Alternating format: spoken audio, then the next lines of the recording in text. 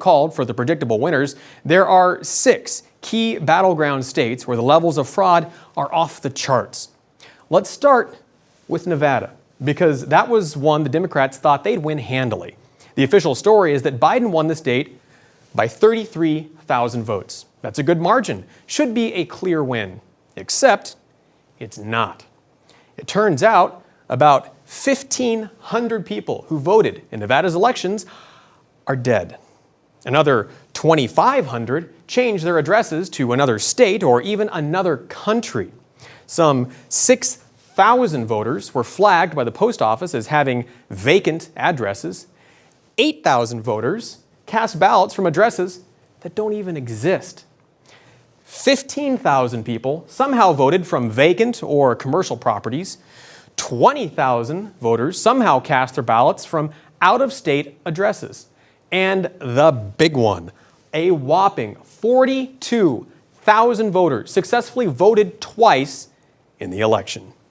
Now, even without knowing who all these people voted for, Republicans and Democrats should want to get this cleared up and ensure our election integrity is being maintained, not just when your guy is winning.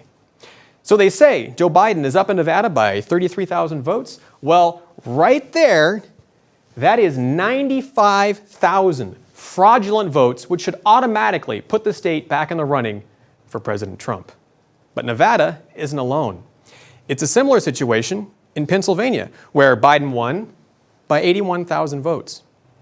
But the thousands of dead and out-of-state voters in Pennsylvania add up fast, and in the end come out to some 121,000 fraudulent ballots cast in the election. It's the same story in Wisconsin, where Joe Biden apparently won by 20,000 votes. But in reality, some 200,000 fraudulent ballots were cast in Wisconsin, again totally erasing Biden's lead.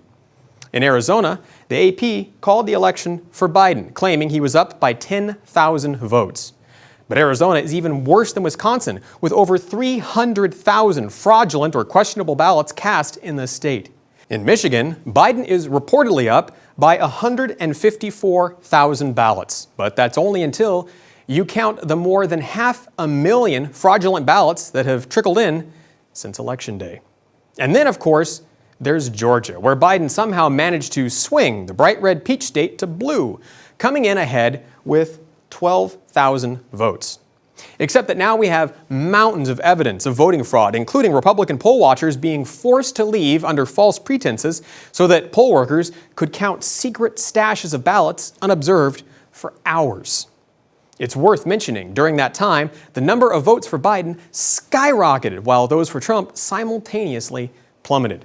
That leaves Georgia with more than 200,000 fraudulent votes, meaning Biden is clearly not the winner. This is the situation we're dealing with. The evidence for fraud is greater than it ever has been, and yet the mainstream media and Democrats are completely ignoring it. Or worse, they're actually complicit in covering up the greatest election fraud in American history, all with the goal of undermining democracy and overthrowing the duly elected president of the United States. Until we have answers for these very real and very serious questions, our voting integrity is not secure, our democracy is not safe, and this election is not over. For One America News, I'm Pearson Sharp.